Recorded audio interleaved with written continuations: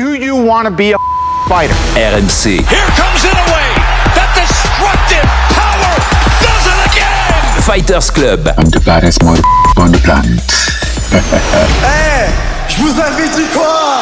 Charles Chevalier. I am the greatest. Salut à toutes, salut à tous, soyez les bienvenus, c'est le RMC Fighter Club numéro 342. Aujourd'hui, on reste dans la cage parce qu'on a le plaisir de recevoir un invité exceptionnel. Parmi les Français de l'UFC, seul Cyril Gane et lui sont challenger numéro 1 de leur catégorie respective. Et depuis quelques jours, c'est officiel, il disputera le combat principal de l'UFC Paris 2025, le 6 septembre, contre le Brésilien Caio Borralho. Salut Nassour Imavov. Salut. Ça va ?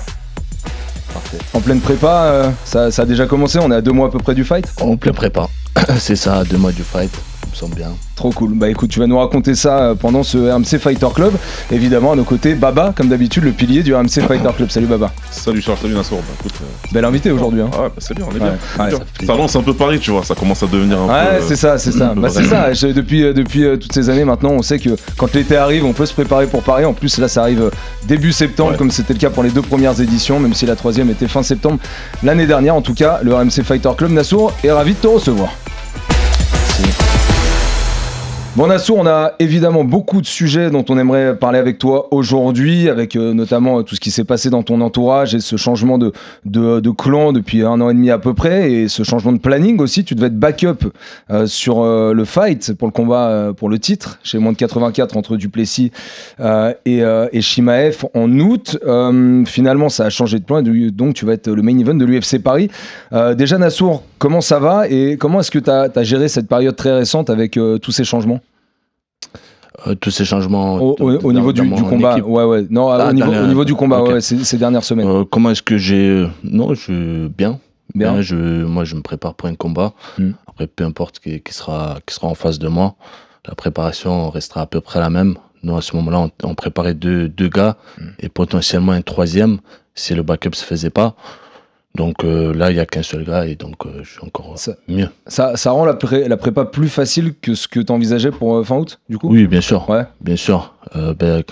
Au début, on m'a mis en tant que backup pour Chimaev contre Tricus. Et j'étais prêt pour ça. Et puis, on a mis un peu nos conditions. On a dit, s'il n'y a pas le backup, pour ne pas faire la préparation à blanc, qu'ils nous mettent Borralho. En plus, il parlait beaucoup à ce moment-là. Donc, qu'ils nous mettent Borralho à Paris en main event. Comme ça, je reste actif et je reste pas sans combat, tu vois. Baba, tu l'as vu comment, toi, ce changement? On avait un potentiel français qui pouvait combattre pour une ceinture à l'UFC. Finalement, tu vas faire un combat en plus pour pouvoir accéder à ce title shot. Toi, tu as vu comment ces changements? Ouais, il y a 2 dimensions à ça. La première, c'est que de par tout ce que Nassour a fait, et par rapport aux autres gars dans la KT, aujourd'hui, c'était indiscutable d'être le numéro 1 de la KT et d'être le prochain pour le titre. Maintenant, il y a toutes les considérations économiques qu'on connaît avec l'UFC, business, etc. Donc, ils ont mis Chimaev devant. Je pense qu'on va pas se lancer dans un cours, tu vois, d'économie, mais tout le monde a compris pourquoi. Donc, le backup, comme c'est une pratique qui est faite avec l'UFC, on comprenait tous, c'est logique, tu vois. La plupart du temps, le backup a eu un combat pour le titre, même si on verra qu'avec Saroukan, ça peut être peut-être un peu différent. Mais lui, il y a un contexte. Donc, pourquoi pas? Maintenant, le fait que Nassour soit plus le backup et qu'il soit à Paris pour Caio, ça, je vous renvoie à ce que je dis toujours. Je le dis tout le temps dans je sais pas combien de Fighter Club. Les combattants, soit tu les bats en montant, soit tu les bats quand t'as la ceinture. De toute façon, à un moment, il faut les prendre. Ouais. Au moins, tu l'as pris. Si tu gagnes, c'est de côté, on n'en parle plus. Et derrière, tu vas combattre pour le titre et t'as peut-être même pas besoin de revisiter ce combat-là. Donc, c'est bien. Moi, je trouve que c'est une bonne chose. Ça reste dans l'esprit de ce que Nassourdine fait depuis 2 ans, 3 ans. Activité. Mais ça, je crois que Nassour, en plus, c'est ta philosophie de dire quoi qu'il arrive. Si on me propose des mecs, tu l'as dit dans plusieurs interviews, si on me propose des mecs, j'y vais. Et là, pour Borralho, en fait, c'était évident d'y aller pour toi. Exactement. On refuse pas de combat. Et puis voilà, si tu veux être champion, il faut battre tout le monde. Et je suis dans cette mentale-là que tu peux pas être champion en évitant des gars. Sinon, tu n'es pas un vrai champion. Tu veux être un vrai champion, il faut que tu puisses battre tout le monde. Après, bien sûr, il y a des risques, tout ça. Mais voilà. Et en plus de ça, j'aime bien rester actif. Donc voilà, c'est la raison. Concrètement, c'est venu de qui en premier? Est-ce que c'est l'UFC qui a entamé les débats pour que tu viennes à l'UFC Paris, parce que sportivement, je considère perso que c'est bon bah forcément il y a un Gann Aspinall qui pourrait, mais ce serait pas sur un UFC Paris. Sportivement, c'était la meilleure affiche qu'on puisse trouver pour un main event de l'UFC Paris. Est-ce que c'est eux qui ont entamé ça, ou alors c'est toi qui, justement, pour être sûr de combattre et pour rester actif, a voulu avec ton équipe combattre à Paris? C'est ça, c'est moi avec mon équipe. Ça vient d'où? Ouais, c'est ça. On a mis un peu nos conditions. Nous, à la base, on l'avait proposé pour juin, contre Caio. Et sauf que moi, j'avais déjà combattu il y a 2 mois. Moi, je m'en fous que lui, il a pas combattu il y a un an qu'il n'a pas combattu, donc il faisait un peu la gueule en mode ouais, personne ne veut m'affronter, Nassour. Moi, je voulais combattre pour la ceinture et c'était ça. Ensuite, ils m'ont proposé le backup, on a accepté. Et puis, c'est nous qu'on a dit, s'il n'y a pas de backup, on prendra Caio en septembre parce que justement, il parle beaucoup. ce fait qu'il parle beaucoup, ça a joué du coup, parce que tu l'as dit là, à l'instant, tu l'avais dit tout à l'heure, mais ça t'a motivé encore plus pour le combat, au-delà du sportif, que ce soit Caio et que ce soit ce mec qui te provoque depuis un moment, qui soit opposé face à toi? Au-delà du sportif, bien sûr. Ben, j'avais aucun intérêt à l'affronter, j'avais aucune motivation. Qu'est-ce qu'il a prouvé dans la catégorie? Il n'a pas prouvé grand-chose. En vrai, il ne me mérite pas de m'affronter. Je suis numéro 1, j'ai fait mes preuves, et je trouve que je mérite de combattre pour la ceinture. Et je pense qu'il sait que c'est une chance que je lui donne et d'être reconnaissant. Au lieu de faire du trash talk, tout ça là, à m'insulter, il devait me remercier. Donc voilà. Et après, ce qui m'a motivé, c'est ça, c'est qu'il parle énormément. Et puis il est invincible à l'UFC. Ça, j'aime bien. Ah, il n'a pas perdu encore. C'est ça. Sa dernière défaite, ça date d'il y a 10 ans. Donc pendant 10 ans, il n'a pas perdu. Ça te plaît de dire je vais mettre un rouge sur son palmarès? Exactement. Quand je me suis renseigné un peu sur lui, je commence à regarder sa tête, là, il commence à m'énerver. Donc là, ouais, ça me motive énormément maintenant. Ouais, il a parlé beaucoup, donc c'est normal, ouais. C'est ça, et en plus, ça, c'est main event à Paris, donc qu'est-ce que... Il y a de mieux. Bon, allô, pour toi, Baba, sportivement, il avait sa place sur un main event contre le numéro 1 de Sakaté? Bah, en tout cas, on va dire qu'il s'est mis dans la position pour pouvoir réclamer ce genre de combat. Se mettre dans la position, c'est une chose. Après, le réclamer, c'est pas parce que Nassour, il est là que je le dis. Je pense que vous retrouvez d'autres émissions, je l'ai déjà dit. C'est pas parce que tu te mets dans cette position-là que le gars qui est en numéro 1 ou numéro 2, il va accepter ce combat-là. Il y a très peu de combattants à l'UFC du top 5 en tout cas, qui se disent ok, je vais prendre un de ces mecs là parce que c'est beaucoup de risques et la récompense, en fait, si Nassour gagne, c'est normal, et il protège son statut de numéro 1, mais même protéger, le mot est un peu fort, parce que tu protèges pas ton statut numéro 1 contre un mec comme lui. Bah, c'est ça, tu protèges contre le numéro 3, contre le numéro 2, tu vois. Et si tu perds, c'est plus compliqué. Donc ouais, bien sûr qu'il peut s'estimer chanceux. Maintenant, lui, il a fait avec son équipe Fighting Nerds, tu vois. En ce moment, ils occupent le haut de l'affiche. On les voit partout. C'est l'équipe qui a la hype. Bon, il y a Prates qui a eu un petit rouge dans son palmarès. J'allais dire par contre, quand ça monte la Fighting Nerds, derrière, ça reste à prouver en fait que ces gars-là ont le calibre champion. On va voir. Est-ce que il fait beaucoup de déclats, c'est vrai, te concernant, notamment sur le Daghestan, qui est ton pays d'origine. Est-ce que ça te touche particulièrement tout ce qu'il dit réellement, notamment quand il parle de tes racines?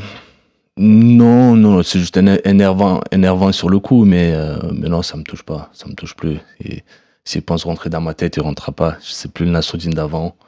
Et puis voilà, je serai là, je serai prêt à faire mon travail. Le Nassourdine d'avant, il a changé quand? Il a changé depuis il y a 2 ans. Un an et demi. Donc depuis que tu es avec Nicolas Haute? Depuis que je suis avec mon nouvelle équipe. Ouais. C'est ça. Nicolas Haute, sans oublier Rod Dalamos, mon entraîneur de Muay Thai, et surtout Daguerre Mavov, qui est là, mon frère, qui est là depuis le tout début, et que maintenant il me fait ma prépa mentale quelque part. Il parle beaucoup avec moi, il me dit là il faut pas que tu t'énerves, etc. Et qui est d'ailleurs avec moi en Géorgie, qui se déplace avec moi. Et voilà, c'est avec lui qu'on regarde les combats 100 000 fois. Il me fait les pas d'ours. D'ailleurs, pour dire, le cross que j'ai mis contre Canonier et contre Adesanya, c'est son coup favori. Donc c'est lui qui m'a fait travailler à la patte d'ours à la perfection. Et avant je faisais pas. Maintenant, je commence à la mettre en place et franchement, ça devient mon coup favori ici. Donc voilà, toute cette équipe-là et puis bien sûr le management derrière. Tu peux être un super combattant, mais s'il n'y a personne qui te pousse derrière, tu feras rien. Il y a énormément de combattants qui sont super forts, mais voilà, et qui n'ont rien fait.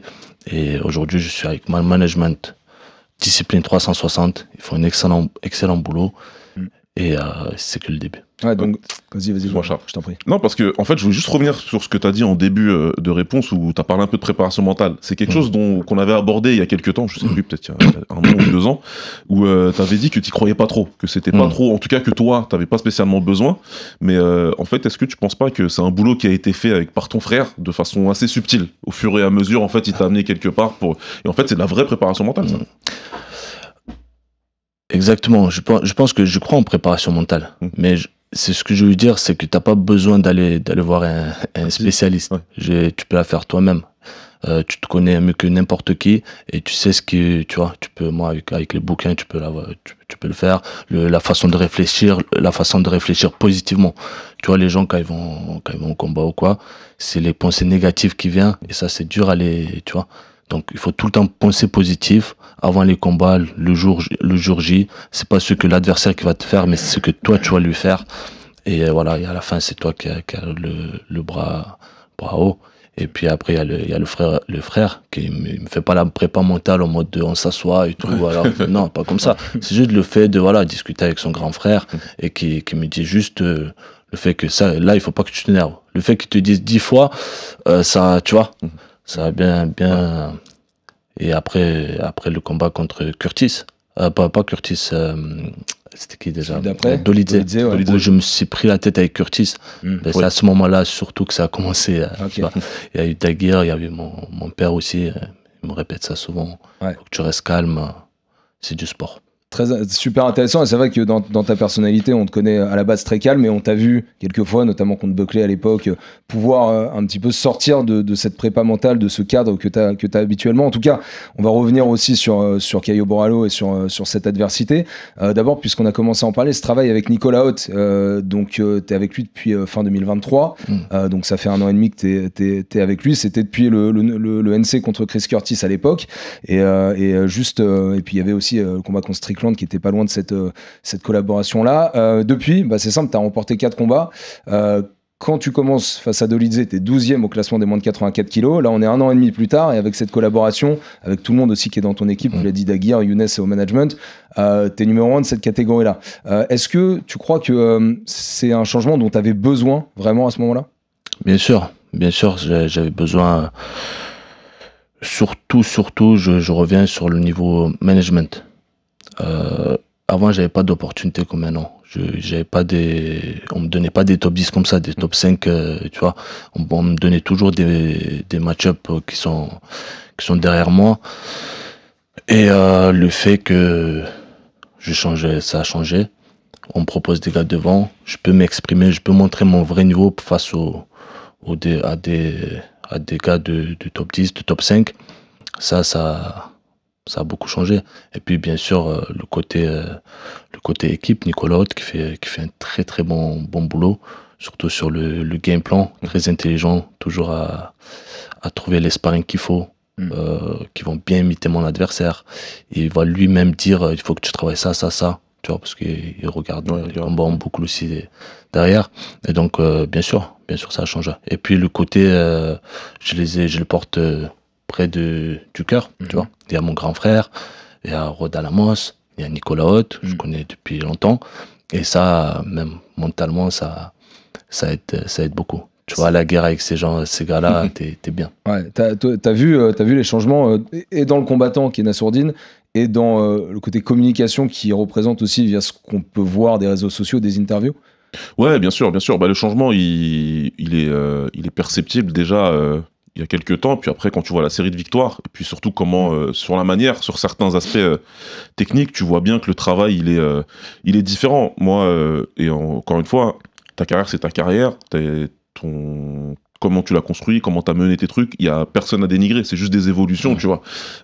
Moi, je me suis toujours dit, c'est dommage, j'avais l'impression que ce gars-là, il tape fort, mais qu'il est dans un style, si tu veux, où ça va moins permettre d'avoir cet impact-là d'un certain moment. Et puis derrière, il y a eu ces changements-là qui ont été apportés tactiquement, techniquement aussi, hein, sur le footwork, sur la stance, de savoir un peu plus choisir ses moments pour se poser et frapper fort. Et on voit le résultat, tu vois. Tous les mecs, tous les mecs que Nassour a battus sont tombés à un moment. Tu vois, même soit terminés, soit ils sont tombés dans le combat, ils se sont relevés. Donc ça veut dire ce que ça veut dire. Donc il y a une vraie évolution et ça c'est dans la cage évidemment. Et en dehors de la cage, comment on peut pas parler de la vidéo qui est sortie pour Caio. Caio, elle est géniale. Exceptionnel. Alors, non mais Baba cette vidéo. Il y a une vidéo qui est sortie sur tes réseaux sociaux. Franchement, elle est exceptionnelle. Il y a du vrai tournage au Brésil avec justement, vous pouvez aller la retrouver. Hein, elle a été commentée plus de 2000 fois sur ton profil. Raconte-nous juste avant qu'on revienne un petit peu sur ton équipe et sur les changements que tu as pu faire et sur les progrès que tu as pu faire. Juste cette vidéo, comment elle s'est montée en fait. Comment elle s'est montée? J'ai reçu un appel par Younes qui me présente, mon manager, qui me présente le truc, quoi. Et puis j'accroche direct. Excellente idée. Boum, ok, c'est bon. Le jour même, j'envoie quelqu'un à Favelas. Ça se fait en 24 heures. C'est incroyable. La vidéo bouclée. Travail de professionnel. Parce que sur cette vidéo, il y a des vrais moyens. En vrai, c'est vraiment bien tourné. Ça a été sous-titré. Enfin, c'est une vraie vidéo. Et alors que le combat était déjà signé. C'était même pas un appel. C'était pas pour essayer de faire mousser le truc. C'était vraiment pour provoquer un petit peu Borralho. Et d'ailleurs, je crois qu'il a réagi à cette vidéo. Il t'a parlé directement ou il l'a fait via des médias? Il l'a fait sur les commentaires. Il m'a écrit en direct. Il m'a a fait j'aime trop ta vidéo, etc. Et c'est un mec qui me suit. Il me suit sur les réseaux, c'est depuis longtemps, donc c'est quelque part un fan aussi. Ça, je le dis, si jamais il regarde l'émission pour un peu le toucher. Mais non, tout le monde que des commentaires positifs, des retours positifs. Sur ton travail, du coup, je sais, Nicolas aime bien travailler sur du travail spécifique et trouver des sparring qui vont être très performants et très efficients dans les domaines sur lesquels tu peux travailler. Quels sont les changements techniques, toi, sur lesquels tu as remarqué que tu avais fait des progrès ces derniers mois? Quel changement technique ou alors sur quel domaine de ton jeu tu as été meilleur? Sur le côté Muay Thai, je suis un peu plus posé maintenant. Avant, j'étais plus sur le footwork, la pointe du pied. Déplacement. Puis j'avais un peu moins de puissance parce que j'étais pas. Maintenant, je suis bien stable sur mes appuis. Je sors les coudes, je sors les genoux. Et voilà, ça. J'ai mis un peu plus de. J'ai rajouté des armes dans mon style. Ouais, j'en ai parlé. Moi, j'avais pu parler avec Rodrigo longuement dans une vidéo. Et on avait parlé un petit peu de ça, de ce qu'il, lui, comment il voyait les choses et qu'est-ce qu'il pouvait apporter par rapport à ce que tu faisais. Et la première chose dont il m'a parlé, c'est ça. Il m'a dit l'assise, l'équilibre. On va voir pour le faire frapper. Et puis, Rodrigo, c'est sa spécialité, tu vois. C'est quelqu'un de très solide. C'est quelqu'un qui aime bien, tu vois, le Muay Thai très posé. On est devant son adversaire. On travaille corps à corps. On sort les coudes. Il aime beaucoup le corps à corps en plus, lui. Donc, le clinch, pour ceux qui suivent plus le MMA. Donc, c'est vrai que cette progression en Muay Thai, on la voit. Maintenant, c'est jamais simple de faire du Muay Thai, mais de le transcrire pour le MMA, tu vois. Quand tu bosses avec Rodrigo, c'est du Muay Thai traditionnel que tu travailles au PAO, ou c'est directement quelque chose, non, on va faire ça pour cet adversaire-là? C'est en dehors des combats, c'est du traditionnel. Et ensuite, c'est pour ça, c'est un travail d'équipe. Il se met d'accord avec Nicolas Haute, il se met d'accord avec Daguerre. Et ils parlent tous entre eux. Hein. Quand il y a les sparring, ils sont tous là. Donc voilà, vraiment, c'est vraiment très, très pro. Donc quand il y a un adversaire, c'est beaucoup spécifique. Et puis je garde toujours ce truc-là de déplacement. Si je peux faire les deux au combat, c'est encore mieux. Donc voilà, avec Rodrigo, c'est plus sur Muay Thai, ancré au sol. Avec Daguerre, c'est plus boxe anglaise, léger, relâché. Là, sur cette prépa pour préparer Borralho, sur quoi tu vas axer un petit peu? Je sais que tu t'es entraîné un petit peu en Géorgie. Je crois que tu vas y retourner aussi avant le combat. Il reste à peu près 2 mois. Tu reviendras les 6 dernières semaines en France. Tu vas axer ta prépa sur quoi, là? Là, sur quoi je vais axer ma prépa, c'est beaucoup sur la lutte. D'où la Géorgie. Je pense qu'après le combat contre Adesanya, les futurs adversaires ils vont beaucoup lutter. Donc c'est pour ça que là-bas il y a des excellents lutteurs. C'est au Mehmet MMA. Le coach, je le connais depuis toujours, Edo Gogia, un excellent coach, et il m'a dit qu'il y avait des super lutteurs là-bas et C'est vrai, il y a des excellents lutteurs. Non, mais c'est intéressant parce que là, tu parles pas de la prépa juste pour Boralio. Là, tu parles vraiment du reste de la catégorie, en fait. Toi, d'après toi, là, à partir d'aujourd'hui, tous ceux qui vont rentrer dans la cage contre toi, ils vont chercher à te lutter. Ça a toujours été comme ça. Ouais. Ça a toujours été comme ça. C'est pas que contre l'adversaire, on regarde, tu vois, dans le futur. Ouais. Il faut que je progresse aussi.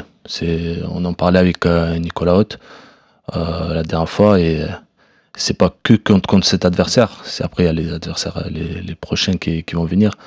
Donc voilà, on essaie de progresser tout le temps. Ouais, c'est pas facile parce que je le dis, c'est ce qu'on en parlait aussi avec d'autres combattants de l'UFC en France en tout cas, que t'es tout le temps en prépa, surtout toi qui as enchaîné les combats, t'es toujours en train de préparer un adversaire spécifique et donc c'est dur de garder du temps pour progresser de façon organique, de dire ok, je voudrais progresser sur ce domaine-là, mais comme je suis en train de préparer un mec, il faut aussi que je fasse du spécifique. Donc là en fait, en gros, hein, si je devais résumer ce que tu disais, c'est que tu gardes toujours de la place pour les deux, quoi qu'il arrive, tu fais pas que du spécifique pour le gars qui est en face de toi, quoi. Exactement. Ouais. Et surtout maintenant que après il y a toujours Chimaev contre Dricus, hein. Ouais. Et moi je suis pas loin des 84 kilos, donc. Ah, ok, alors. donc en gros, alors attends, on Même- résume tout. Même On si résume tout. même s'il n'y a pas de contrat signé, backup, Ouais. que je dois aller là-bas sur place faire le poids. Ok. Et ça d'ailleurs qui a fait que on a dit non, finalement on va se préparer que pour Paris. Parce que je vais pas aller là-bas faire le décalage horaire, rester là-bas une C'est semaine, Chicago. faire le poids. Ouais. C'est ça, faire le poids et revenir. Alors que je suis pas loin des 84. À 2 jours du combat, je peux faire le poids. Ce que tu es en train de nous dire, c'est que quoi qu'il arrive, si on t'appelle encore jusqu'au 15 août, en gros, tu peux aller à Chicago faire le combat. Ouais. Donc tu restes un backup en fait qui va pas te préparer spécifiquement à Chicago, mais quoi qu'il arrive, tu seras présent pour l'UFC si tu dois affronter soit Chimaev, soit DDP. Exactement. Et j'ai la chance de ne pas être très lourd. Donc je peux faire le poids à tout moment. Là, ça ils le savent l'UFC, vous en avez parlé, ou alors ça c'est toi qui leur fais savoir ici ou par un autre moyen? Ben, ils le savent, bien sûr. Ils le savent. On en a parlé, on leur a dit. Justement, on leur a dit qu'on n'a pas besoin de faire le déplacement, faire le poids. Ouais. On est là, si quelqu'un se blesse, on prend l'avion et on part. Ok. Et au début, ils avaient accepté, et puis après, ils sont revenus vers nous, ils ont dit c'est compliqué, il faut que tu sois sur place. D'accord. Dans ces cas-là, ensuite, je dois combattre 2 semaines après main event de Paris. Donc, Est-ce que tu sais s'ils t'ont remplacé du coup en tant que backup? S'ils ont pris quelqu'un d'autre? s'ils ont pris quelqu'un d'autre, non. Non. Je sais pas, et je pense pas qu'ils ont pris quelqu'un d'autre. Je pense qu'ils comptent quand même son nom. quoi. Donc il compte sur toi parce que il y a quand même une donnée à prendre en compte à chaque fois que Chimaev est calé sur un combat, c'est qu'il a déjà annulé 6 combats, je crois, en tout. 3 contre Edwards et puis 3 autres, notamment un contre Whittaker avant que finalement il fasse le combat. Ils sont quasiment obligés, pour des histoires de visa, de santé, de prépa, d'avoir un backup fighter pour Chimaev. Donc potentiellement, c'est toi qui resteras backup fighter. Du coup, dans ta prépa aussi, comment ça se passe? Parce que tout à l'heure, tu disais, c'est plus simple de préparer un mec, mais finalement, là, t'en prépares quasiment 3 sur les 2 mois qui vont arriver, sur les 1 mois et demi avant le 17 août. Ben, il n'y a pas grand-chose qui change. Pas grand-chose. Pas grand-chose, parce que si, quand même, il y a le changement de style, etc. Mais voilà, là-bas, je travaille un peu du tout, le striking, la lutte. Je lutte beaucoup, je strike beaucoup. Donc, c'est ce qu'il faut. Maintenant, je prépare Boralo. Mais si Chimaev saute, ben Dricus, ça va être boxe, lutte. Après, voilà. Ça va, c'est pas si compliqué que ça. Ok, pas si compliqué, même si en plus c'est que des noms, potentiellement sur le papier c'est que des tueurs quand même que tu prépares. Là il y en a plus, on l'a vu, hein, moi je l'ai vu aussi, on va dire dans ton attitude, on sent que sur ces dernières années il y a eu un vrai changement. Là où avant t'arrivais un petit peu sur la pointe des pieds avec beaucoup d'humilité parce que ça te caractérise, maintenant il y a plus personne qui te fait peur. Malgré tout, sur cette catégorie, pour toi, qui est le meilleur? Est-ce que c'est le champion actuellement, hormis toi, hein, qui est-ce qui pourrait, d'après toi, quand même te poser le plus de problèmes dans une cage? Pour la peur, c'est depuis que je commençais le MMA, personne ne me fait peur. J'ai toujours dit, c'est juste qu'avant, moi j'attends de prouver d'abord avant de parler. Aujourd'hui, je suis numéro 1, donc je pense que je suis légitime, je peux parler. Et par contre, celui qui peut me poser vraiment problème, c'est ils sont à ce niveau-là, sont tous forts, hein. Ils sont tous très forts dans leur domaine. Peut-être Khamzat. Dricus aussi avec son style nonchalant, mais on a la clé pour les battre, en tout cas dans la tête. Maintenant il faut le prouver, donc voilà. Dans cette KT, il y en a aussi un autre que tu as déjà affronté, avec qui tu as un vrai passif, c'est Sean Strickland. Un combat contre Strickland, là, pour l'UFC Paris, est-ce que ça a été discuté avec l'UFC? Il se cache. Il se cache parce que j'ai pas de nouvelles. Nous, on l'a appelé plusieurs fois. On a cité son nom. Maintenant, s'il n'y a pas de réponse, on va pas le courir après. Hein. Oui. C'est... voilà. T'en as pensé quoi de sa performance dans son combat revanche contre Dricus, du coup? Tu l'as vu? Je l'ai vu vite fait. Ouais. Ouais, je l'ai vu. Ouais, il a fait il n'y a pas eu de progression dans sa carrière. Il est en train de stagner. Et maintenant, il est pas assez très très jeune. Hein. Donc, je pense qu'il est en train de descendre petit à petit. Ouais. Ça, il n'y a pas un peu de frustration parce que c'est un combattant face à qui tu as perdu. On rappelle, hein, tu avais accepté de combattre contre lui alors qu'il venait de la catégorie du dessus parce que l'adversaire que tu devais combattre avait été forfait. Donc tu avais pris un risque dans ta carrière. Finalement, ça avait été une défaite. Vu que lui est en train de descendre et que toi, tu es en train de monter, est-ce que ça ne représenterait pas une frustration de pas l'affronter pour pouvoir prendre cette revanche? J'aimerais tellement la revanche, surtout à Paris. Ça aurait été fou. Ça serait l'idéal. S'il venait à Paris, on faisait le combat à Paris, ce serait magnifique.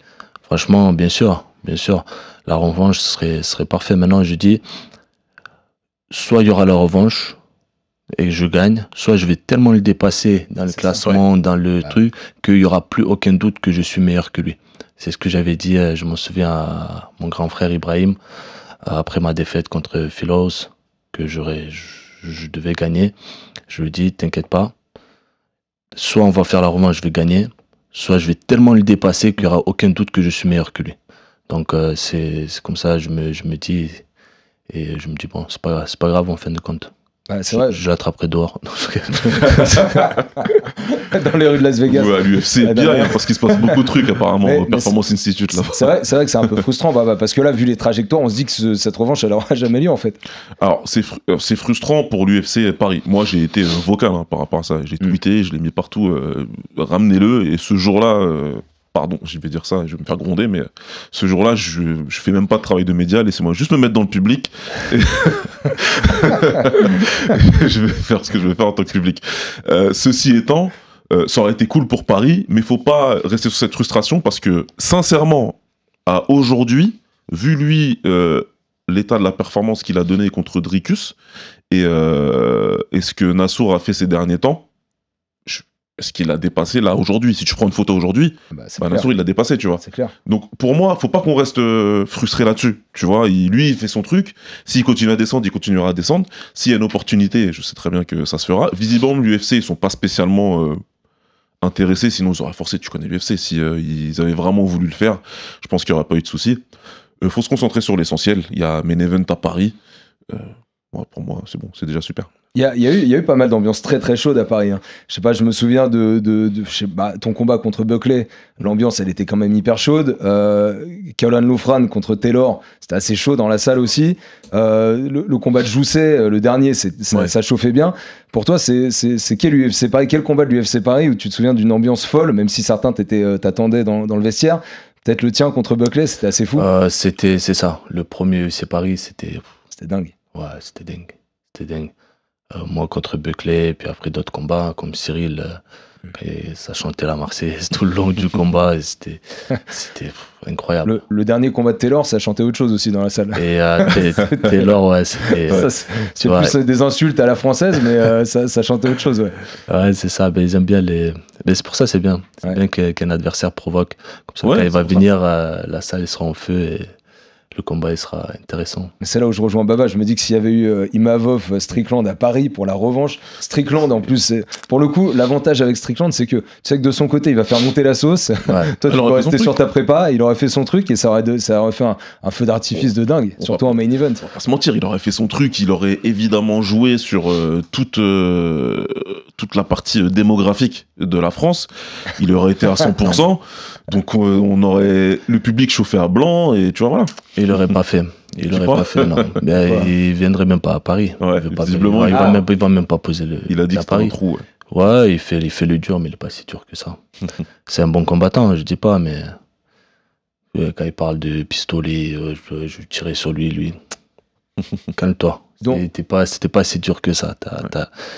t'as bien la trouille aussi, tu vois, quand tu montes dans la cage.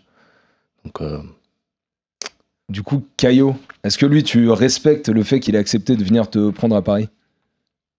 est-ce que je respecte? Je respecte tout combattant qui me respecte. Donc, oui, c'est bien, c'est courageux, mais voilà, c'est sa chance. Il a l'opportunité de combattre le numéro 1. Donc, c'est normal, quoi, qu'il n'aurait pas accepté.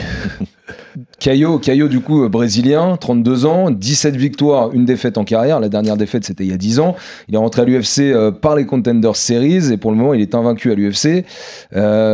Il est aussi populaire grâce à sa team des Fighting Nerds qu'on évoquait tout à l'heure. Tout à l'heure, tu parlais de son parcours en disant qu'il avait rien prouvé. Est-ce que pour toi, ces victoires, il y a Abus Magomedov, il y a quand même Paul Craig et Jared Cannonier. C'est pas assez pour toi sur un parcours UFC pour venir affronter le contender numéro 1? Par rapport à mon parcours, non. Par rapport à pas que moi, d'autres gars qui ont une voie beaucoup plus difficile que lui. Abus, c'est un sérieux prétendant, mais tout ce qu'il a fait, c'est courir, coller, et voilà. Donc, et puis Cannonier, il a affronté juste après moi. Donc il a bien été sonné dans le combat contre moi. Et ensuite, il a pris le combat très tôt, je trouve, Cannonier. Donc voilà. Par rapport à moi, non. Moi j'ai eu la voie beaucoup plus difficile. À chaque fois que je rentre dans le top 5, ensuite je dois prouver. J'ai battu Cannonier, ensuite j'ai prouvé contre Allen que voilà, je mérite d'être dans le top 4. Maintenant ensuite je bats Adesanya, maintenant je dois prouver encore que je mérite d'être dans le top 1. Et lui, non, il fait que du tout droit. Il regarde jamais derrière lui. Et la vie est trop facile pour lui. Mais tant mieux. J'ai envie de dire tant mieux parce que plus la voie est difficile, plus la réussite sera savoureuse. Donc, il aurait mérité, enfin, ça aurait mérité qu'il aille faire un combattant top 5 avant d'aller prendre le numéro 1, tu crois? Idéalement, j'allais dire, c'est ce qui En fait, la question, c'est est-ce qu'il est là parce qu'il est populaire grâce aux Fighting Nerds? Oui. C'est pour ça qu'il est là. Parce qu'il est populaire et qu'ils ont créé quelque chose autour de leur équipe. Donc tu regardes les combattants de la Fighting Nerds, ils sont tous là à peu près en position de combattre un top 5 ou quasi, tu vois. Ce qu'ils viennent d'annoncer, hein, je crois, le combat de Jean Silva contre Diego Lopez. Je crois, si je dis pas de bêtises, hein, il me semble que c'est ça. Exactement. Donc il y a ça, et puis il a fait un travail, il a fait un boulot, le mec. Hein. Ça fait, je sais pas, ça fait plusieurs mois maintenant qu'il est en train d'annoncer le combat, de chercher. On sait que c'est comme ça que ça fonctionne, l'UFC. Celui qui parle, celui qui est le plus vocal, à un moment, si les planètes s'alignent, on va plus penser à lui qu'au mec qui est dans son coin et qui parle pas. Tu vois ce que je veux dire? Il y a que deux manières de le faire. Soit tu fais comme eux ils font, et tu vas sauter les marches 4x4. Soit tu fais comme Nassourdine, voilà, c'est plus long. Ouais. C'est plus gratifiant. Dans les deux cas, en tout cas, t'arrives au même endroit. Mais après, c'est pas le tout d'arriver à cet endroit-là. Et là, à ce moment-là, quand t'as affronté beaucoup plus d'adversaires de qualité, bah ça peut faire une différence. Là, il va manquer un peu d'expérience. Toi, je trouve, Nassour, que c'est quand même un jeu auquel tu te prêtes un petit peu plus qu'avant. Le trash talk, pouvoir dire les choses que tu penses réellement sur tes adversaires. Avant, tu parlais un petit peu moins de ça. T'étais beaucoup plus sur le fight. Maintenant, c'est un truc dans lequel t'es plus à l'aise. C'est ton expérience qui t'a poussé à ça. C'est mon expérience, et comme je dis dès le début, il faut prouver d'abord avant de parler. Ouais. Tu vois. Donc voilà, je suis en train de prouver, et puis derrière, je parle, mais après, bon, je parle pas tant que ça, non? Non, on va pas. Je reste quand même modeste. En fait, maintenant, j'ai l'impression que simplement tu dis ce que tu penses. Ouais. Avant, sur les adversaires, même si c'était un peu négatif sur eux, tu te retenais un petit peu plus, tu avais plus de retenue par rapport à ça. Maintenant, c'est plus facile. Les adversaires aussi parlent beaucoup, donc c'est beaucoup plus facile de dire les choses. Ouais. Au niveau du style, maintenant, Baba Borralho, c'est un combattant complet, c'est un bon lutteur, c'est un bon grappleur, il est ceinture noire de JJB. À quoi on peut s'attendre comme combat entre Nassour et Caio Borralho? Borralho va faire ce qu'il a fait contre Cannonier. Il va essayer. Bon, je vois pas comment il fait autre chose. Je le vois pas se mettre à mi-distance et essayer de boxer. Et de toute façon, il n'a pas le. Je pense pas qu'il ait la boxe pour. Son but à lui, c'est d'amener son adversaire au sol. Et j'allais te dire, c'est même pas vraiment de soumettre. Hein. Ce qu'il fait, c'est beaucoup de contrôle. Caio, il va t'étouffer, il va te contrôler, il va te fatiguer. Il joue le long jeu, lui. Les 5 reprises, s'il peut les prendre, il les prend, tu vois. Donc Donc ouais, c'est dur à dire que ça va se passer comme ça. Maintenant, en tout cas, la physionomie du combat, elle fait que lui, c'est son meilleur chemin s'il veut faire quelque chose d'intéressant dans le combat. Je crois aussi qu'après, derrière tout le trash talk, le truc, je vais me faire insulter. Pardon Arthur. Qu'est-ce que j'allais dire? Après, je pense qu'il respecte Nassour, il connaît son niveau, il sait très bien que c'est un combattant complet qu'il a en face de lui. Ouais. Et qui va devoir beaucoup travailler. Il n'a pas tant de temps que ça en plus, donc tu vas pas réinventer la roue. Hein. D'ici là, il va faire ce qu'il sait faire le mieux, mais ce sera pas simple du tout. Il a montré, pour toi, il a montré qu'il était assez complet en termes techniquement. Hein. Caio Borralho, il a montré qu'il était bon en lutte, qu'il pouvait striker, il a fait des dégâts contre Paul Craig, il a montré quand même certaines choses dans la cage. Il a montré qu'il pouvait tout faire ou pas?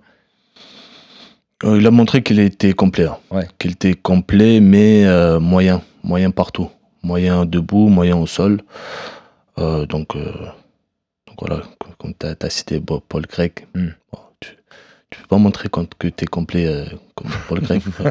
tu vas rester debout avec lui, mais Paul Craig debout, c'est pas ça, quoi. Après, là, il a ses points forts, hein, Paul Craig, et c'est un excellent grappleur.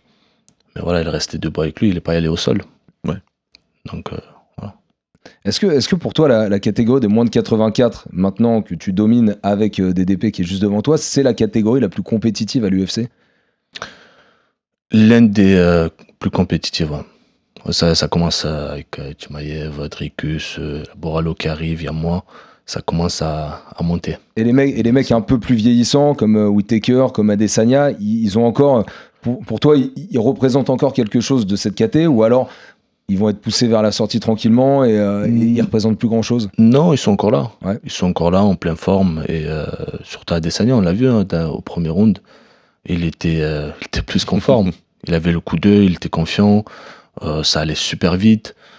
Non, c'est juste qu'il a pris que tu peux être à ton prime, tu peux être au top, ce que tu veux. Quand tu prends un coup, ça y est, les lumières s'éteignent et c'est ce qui s'est passé. Ça veut pas dire qu'il était pas en forme ou qu'il était sur la descente. Juste avant, il fait pendant 4 rounds, il tape Dricus dans tous les sens. Et on combat 6 mois après. Donc non, il est pas fini du tout. Et je pense qu'ils sont toujours là. Et Whittaker, pareil.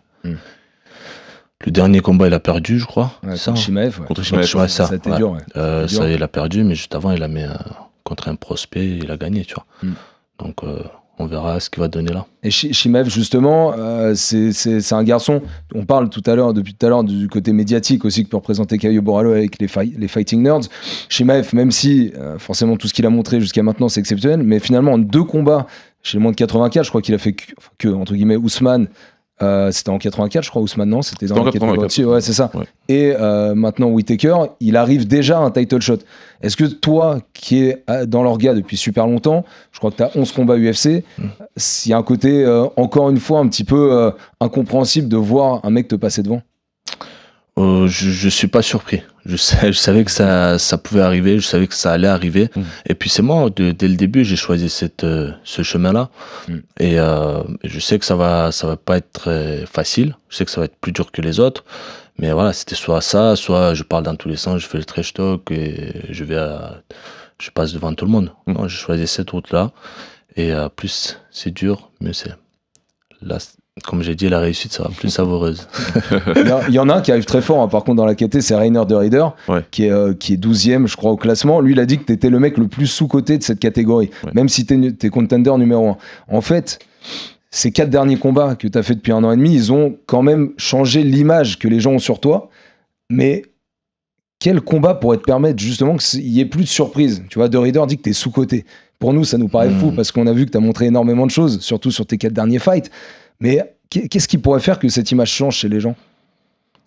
Qu'est-ce qu'il pourrait faire? C'est devenir champion. Champion, la ceinture. C'est la seule et unique option pour toi. La ceinture, plus personne ne veut parler. Hein. Ouais, c'est ça, quand tu as la ceinture, juste avant, ils trouvent tous tes points négatifs. Mais quand tu as la ceinture, tu n'es que des côtés positifs. Tu es le plus beau, tu es le plus fort, tu vois. Donc la ceinture. Mais déjà, après ce combat-là, à l'UFC Paris, ça va beaucoup changer. Ça représenterait quelque chose de dingue pour toi de devenir le premier Français champion à l'UFC. Il y a potentiellement, comme tu vas combattre en septembre, tu devras attendre peut-être encore 4-5 mois pour prendre le vainqueur de DDP Chimaev, par exemple. Entre-temps, peut-être que Cyril Gane pourrait avoir affronté Thomas Spinal, peut-être en novembre à New York, on n'a pas encore trop d'infos, octobre avant. Quand même, si toi, tu étais le premier Français à faire cet exploit, comment est-ce que tu le vivrais? Qu'est-ce que ça représenterait pour toi? Ça serait super. Ce serait super, mais après, c'est pas ce que je recherche. Pas ça. Je veux pas être, c'est pas le premier Français. Si je suis, bah, tant mieux, ça va motiver les autres, etc. Mais c'est pas ce que je recherche. Ce que je recherche, c'est honorer ma parole, la parole que j'ai donnée à mes parents avant d'aller à Paris il y a 10 ans. Et je leur ai dit que je deviendrais champion.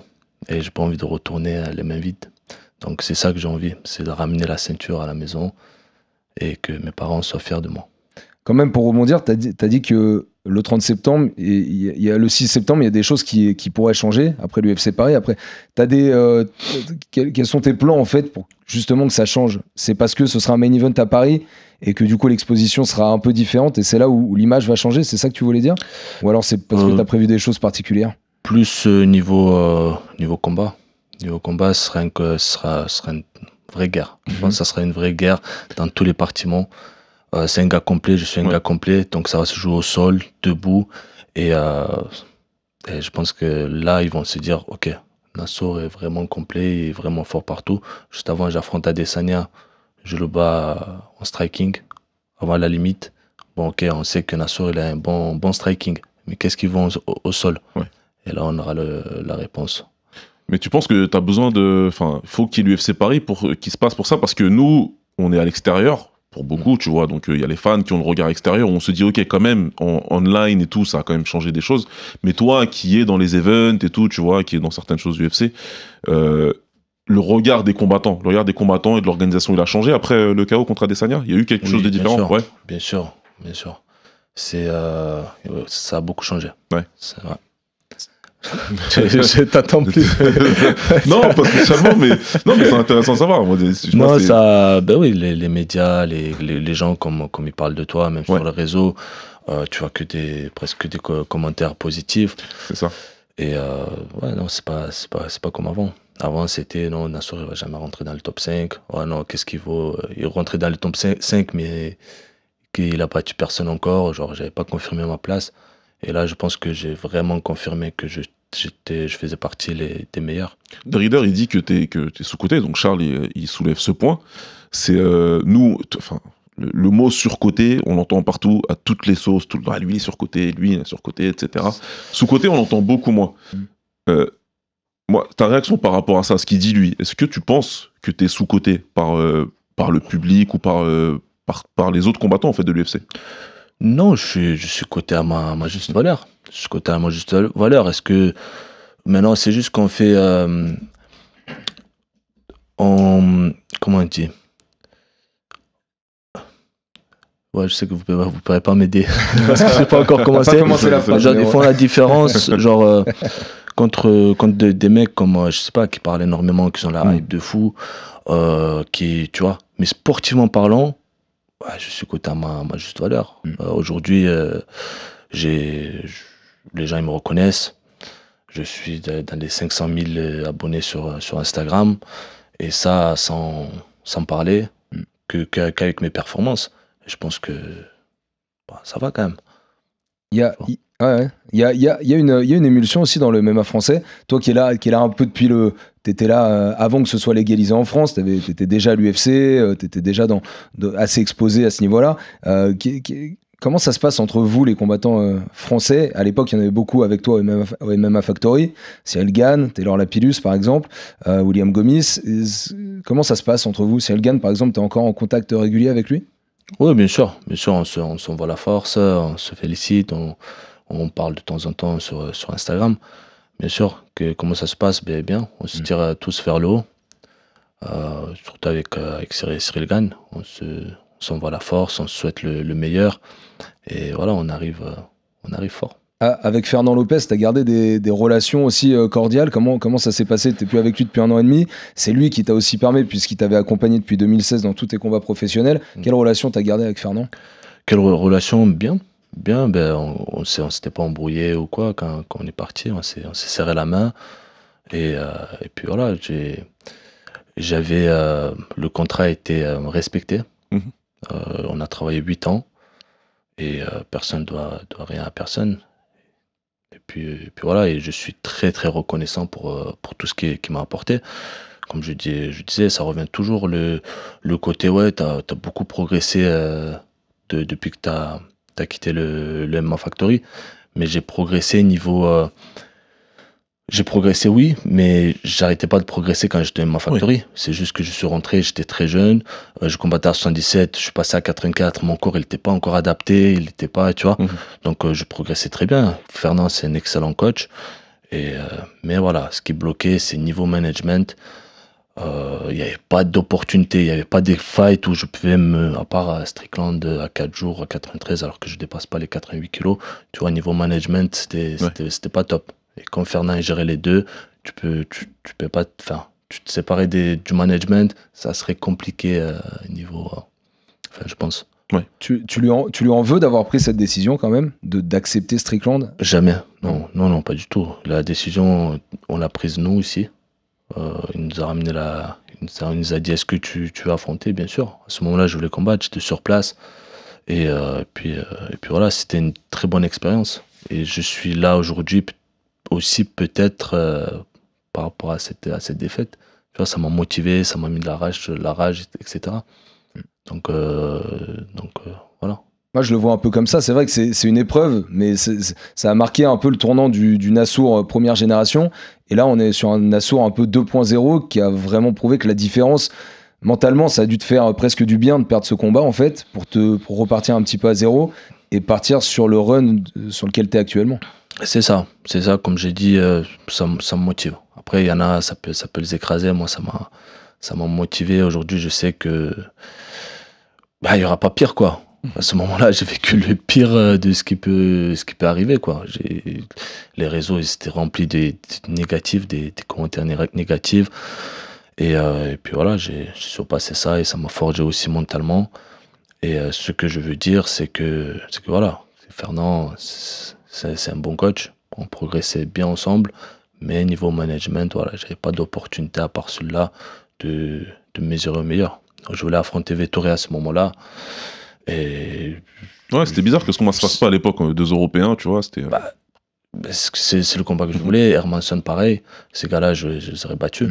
Ouais, et puis sur les noms, ça paraît pas impossible que Imavov aille chercher Hermanson ou Vettori. Tu vois ce que je veux dire? À l'époque, c'est pas non plus aller chercher un Whittaker ou un Adesanya à ce moment-là de ta carrière. C'est ça. Ça paraissait atteignable d'aller les prendre. C'est ça, au niveau match-up. Hein, oui, exactement, bien sûr. Bien sûr, ils n'étaient pas sur des victoires consécutives. Genre, c'était pas. Voilà, ils avaient des rouges. Et des fois, ils devaient regarder derrière soi. Et moi, ça faisait 2 ans que j'étais dans le top 12. Et ça bougeait pas. On me proposait que des gars derrière. Donc, c'est ça, en fait. J'avais stagné à ce moment-là. Du coup, tu as toujours baigné dans des univers hyper compétitifs avec les gars avec qui tu t'entraînais dans la salle. Aujourd'hui, c'est encore le cas parce que tu es avec Nicolas Haute. Il y a aussi Benoît Saint-Denis qui est entraîné par Nicolas Haute. Comment est-ce que vous gérez un petit peu cette coloc en fait avec Nicolas Haute? Il a combattu à Montréal, Benoît. Pour l'instant, il n'y a pas de fight annoncé, mais bon, Gamrot, ça sent bon aussi pour l'UFC Paris. Par exemple, sur cette période-là, si vous combattez tous les deux à l'UFC Paris, comment est-ce que ça va être géré par Nicolas et par vous, cette préparation à deux un petit peu? Comment est-ce que ça va être géré? Je pense que ça va pas être très compliqué pour Nicolas parce que derrière j'ai aussi Daguerre qui me connaît par cœur, c'est aussi mon hit coach, même si on le dit pas assez. Et puis voilà, il pourra faire des allers-retours. Il pourra aller coacher Benoît en attendant Daguerre, il va s'occuper. Et après il pourra revenir et me coacher moi. Est-ce que c'est un peu bizarre comme question ou pas, hein, tu me diras, mais est-ce que tu aurais combattu à Paris si c'était pas pour le main event? Si c'était pas pour le main event, non. C'est vraiment la perspective du main event à Paris qui a fait que voilà. Bien sûr, parce que comme j'ai dit, je ne veux pas stagner, je ne veux pas rester sur place. J'ai combattu en common event l'année dernière, ils m'avaient posé la question. Est-ce que ça te dérange d'être en common event? Non, à ce moment-là, ça ne me dérangeait pas parce que juste avant, j'avais combattu, j'étais pas en common event. Maintenant, je suis en common event, donc je progresse dans ma vie. Et c'est ça qui était important. Et j'ai dit dans l'interview que l'année prochaine, je serai normalement en main event. T'aimerais bien, une fois que tu auras la ceinture, et c'est tout ce qu'on te souhaite, t'aimerais bien pouvoir amener un UFC numéroté à Paris. Ce serait une option envisageable, tu crois, pour toi et pour l'UFC, de pouvoir faire ce truc dont on parle depuis longtemps. L'UFC l'avait évoqué à un moment. Ça paraît un peu utopique parce que forcément les horaires ça correspond pas. Mais si t'es champion, est-ce que ça pourrait changer les choses? Bien sûr. Je pense que ça pourrait beaucoup changer. Ouais. C'est déjà arrivé, je pense, avec d'autres combattants. Et voilà, je pense une fois que t'es champion, c'est ce qu'ils attendent aussi, je pense. Une fois que t'es champion, ils peuvent faire une carte numérotée. Pour le moment, c'est compliqué. Il faut voir. C'est vrai que c'est pas simple avec l'Europe. On sait qu'ils sont toujours un peu réticents. Ils l'ont fait en Angleterre parce que c'est un énorme marché, mais du coup ça a combattu. Enfin, ils l'ont fait aux horaires américaines quand même. Donc ça a été un peu compliqué pour s'adapter pour les combattants. Il y avait Dana White en conférence de presse parce qu'on enregistre au surlendemain de l'UFC 317 et de la victoire de Topuria, où il disait que l'Espagne, oui, on va y aller, mais bon, on verra, on va voir comment ça va se passer. Ils aimeraient bien y aller l'année prochaine, mais bon, il est très évasif sur le sujet parce qu'ils savent que il y a d'autres sujets, pour ceux qui nous écoutent. Par exemple, à Paris, il faut pouvoir s'assurer que tu puisses organiser une manifestation sportive à cette heure-là. Enfin, il y a plein de choses qui vont. Il faudrait aussi, pourquoi pas, qu'ils se mettent dans la tête que peut-être ne pas le faire aux horaires américains. Ça pourrait aussi être quelque chose d'intéressant, mais bon, il y a un business derrière ça. Moi, ce que je me demande par rapport à ta progression, justement, le fait d'arriver maintenant au main event à l'UFC Paris, par rapport, si je mettais en face tes débuts dans le sud de la France, et puis ensuite, de façon intermédiaire, si tu veux organiser ta pensée et ta réponse, est-ce que, à partir de quel moment tu as envisagé en fait que quelque chose comme ça pouvait arriver? À quel moment? Bon, après, j'étais, comme j'ai dit, je suis un rêveur. Ouais, depuis que j'ai commencé le MMA, je me vois très loin. Adesanya, je disais depuis, j'aimerais bien l'affronter à mon premier combat UFC, même avant. Je parlais d'Adesanya, les gens me prenaient pour un fou. Ouais. Mais moi, dans ma tête, j'étais très très sérieux. Et je sortais des choses que les gens aient rigolé, mais moi j'y croyais. Et je pense que c'est très important d'y croire d'abord, ensuite d'accomplir. Donc voilà, moi franchement, avant de me coucher, avant de dormir tous les jours, je visualisais. Ouais. Je visualisais. Et voilà. Ça, c'est Nicolas Haute qui est très dans la visualisation. Justement, il en a déjà parlé. Ça, c'est un truc qui t'a amené aussi? Ou tu l'étais déjà avant énormément? Je l'étais déjà avant, mais maintenant on est deux. Il me comprend, je le comprends et je suis. Et donc ouais, c'est pour ça aussi, ça match. Voilà, on a beaucoup de points communs ensemble. Il me connaît, je le connais bien. Et comme j'ai dit, ça fait longtemps qu'on travaille ensemble. Avant, il gérait ma nutrition, puis il gérait ma préparation physique. Et je le connais même humainement, c'est quelqu'un de bien, donc les choses sont beaucoup plus faciles. Ouais, cette visualisation, comme tu l'as dit, de le faire à deux, déjà, ça donne de la force, parce qu'on sait qu'on est dans un sport et dans un milieu assez impitoyable. Dès que tu vas commencer à parler de tes rêves un petit peu à voix haute, bah, tu vas toujours trouver des personnes pour te dire non, mais là, tu vois, par contre, t'abuses. Et le fait que toi, t'aies pu. C'est pas un message pour les haters ou quoi, c'est pas vraiment le but de cette émission, mais qu'est-ce que tu répondrais à des personnes qui, il y a quelques années, t'ont dit ouais, Nassourdine, ton histoire de MMA, là, je sais pas où tu vas avec ça, mais tu vas pas aller loin, en fait. Allez-vous. Tu peux, hein. Nassour, il veut tabasser des gens dans la rue. Il mettra un bip. Non, je dirais pas, parce que c'est ces gens-là aussi qui m'ont motivé. Ok.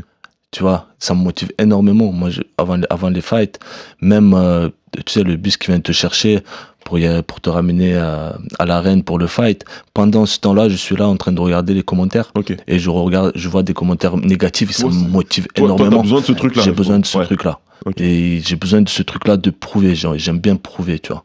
Et donc, quand une personne dit que tu vas pas réussir, magnifique. Je garde, tu vois. Donc, et c'est pour ça que des fois dans mon équipe ils jouent un peu sur ça, tu vois. Ce que j'allais dire, mais ouais, parce qu'ils viennent te titiller du coup là-dessus. Ouais. Le pire c'est Younes. Younes manager. Il a compris, il a compris. Ah, donc dès qu'il y a un hater, il te dit regarde. L'exemple, ça te motive. Contre Canonnier, il m'a fait le coup, il m'a dit ouais, ça va être compliqué quand même, Canonnier, grand allonge et tout, même s'il va lui dire non. Il voulait carrément, tu sais, il me dit ouais, si on l'évitait, tu vois. Donc ça me et Adesanya, pareil. Quand je lui dis, ouais, je vais le mettre KO, tu sais, je faisais le shadow. Je dis, regarde, celui-là, il va passer. Il me dit, ah non, arrête. Adesanya, quand même, en striking, n'abuse pas, tu vois. Mais je sais qu'il croit aussi en moi, mais il fait en sorte que. C'est ça, tu penses qu'il joue en fait avec la ligne rouge. Ouais, il me l'a dit une fois, et donc j'ai capté son. Tu vois. Vu comme ça a fonctionné, je pense qu'avant Borralho, il va le faire aussi. Il va mais il a déjà commencé. Et surtout, aussi, pour revenir à Nicolas Haute, sur la visualisation, c'est beaucoup plus facile de bosser avec quelqu'un qui croit aussi en toi, tu vois. Donc, quand tu lui dis que je vais faire ça, il va pas se dire c'est impossible. Lui aussi, il est dans le futur, tu vois. Il va se dire, ouais, nickel, on va faire ça, il va même en rajouter, on va faire ça comme ça. Un truc, tu te dis, ouais, putain, c'est loin quand même. Maintenant, lui, il voit ça, et moi, ça me plaît beaucoup. C'est quelque chose que tu avais moins avant, cette capacité de croire en tout ce que tu pourrais accomplir. Si j'avais dans ton entourage, hein, je veux dire, ton entourage d'avant croyait un petit peu moins en des trucs fous comme là tu viens de dire, ou oui, bien sûr. Bon, après, avant, j'étais pas aussi proche aussi, tu vois.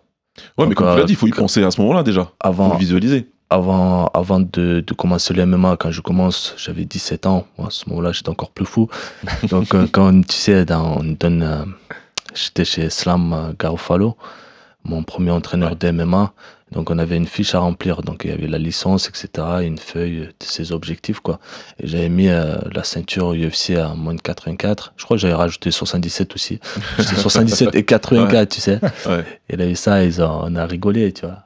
J'ai rigolé avec eux, mais moi, j'étais très sérieux. En fait, tu rigolais pas, tu voulais le ceinture. Ce sera peut-être plus 84 et 93 un jour, mais...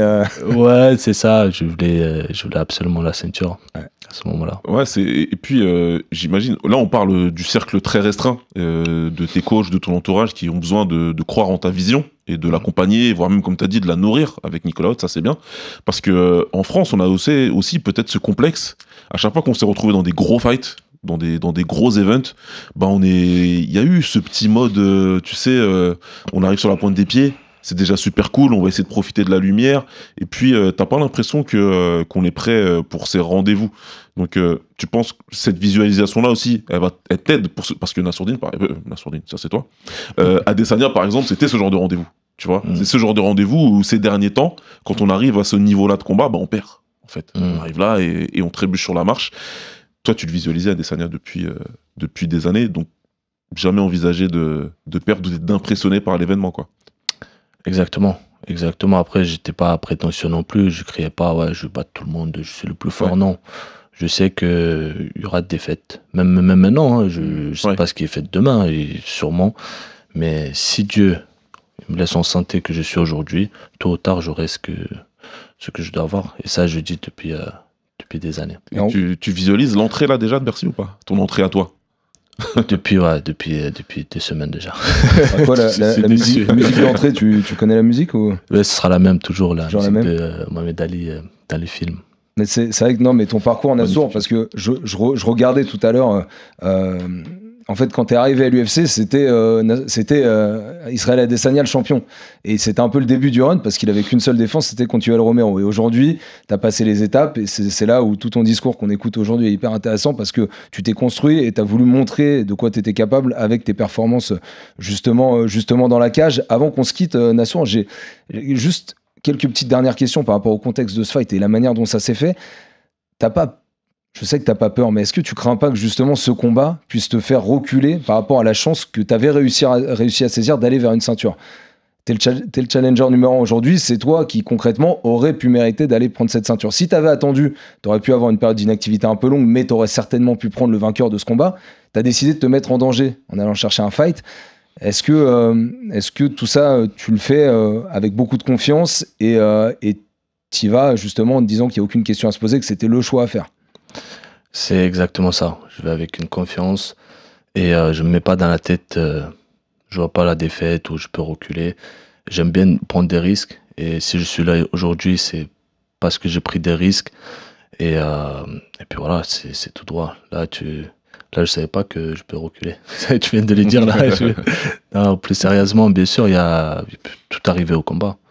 Mais voilà, il faut avoir la confiance en soi. Et il faut y aller chercher. Il faut passer par cette étape, t'es obligé. T'as pas le choix. Merci Nassourdine. Baba, Merci. on a fait le tour avec Nassourdine, hyper intéressant à tous les On est niveaux, bien. avec plein de trucs évoqués. T'as envie de faire avance rapide maintenant. Ouais, bah, c'est Septembre, clair, tu vois. c'est clair. Avance rapide jusqu'à septembre. Il te reste un peu plus de 2 mois de prépa. Nassour, merci infiniment d'avoir été avec nous dans le Fighter Club. Merci. On va te suivre évidemment, même si tu as une partie de ta prépa, on l'a compris, qui va se passer en Géorgie et les 6 dernières semaines au Venom Training Camp à Paris, c'est ça? C'est ça, ouais. C'est ça, Ouais, ok, Nassour. Bah, merci à toi, merci beaucoup, Baba d'avoir été avec nous, merci à l'UFC qui a permis aussi que tu puisses venir nous voir aujourd'hui, merci à Jules, merci à Arthur, merci à Niam, merci à Younes, ton manager qui est aussi avec nous, merci à Laurent Duplouy, merci à Arthur Robert qui était à la production de cette émission. Je peux dire une chose. Bien sûr. Juste pour pas oublier, R15 Studio, Georges, qui s'occupe de ma préparation physique.